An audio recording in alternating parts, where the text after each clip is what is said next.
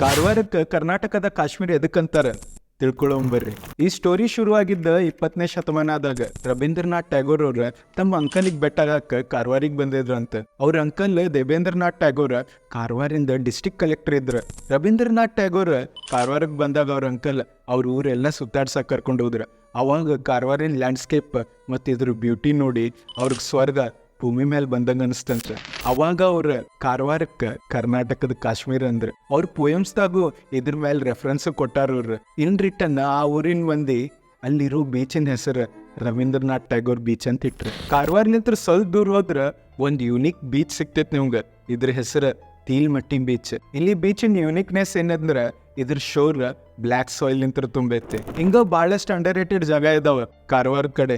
ನಿಮ್ ಪ್ರಕಾರ ಕಾರವಾರ ಹಿಂಗ ಅಂಡರ್ ರೇಟೆಡ್ ಆಗಿ ಪೀಸ್ಫುಲ್ ಇರಬೇಕು ಅಥವಾ ಗೌರ್ಮೆಂಟ್ ಇದನ್ನ ಟೂರಿಸಂ ಹಾಟ್ಸ್ಪಾಟ್ ಮಾಡಿ ಜನಕ್ಕೆ ಊರಿಗೆ ತರಬೇಕು?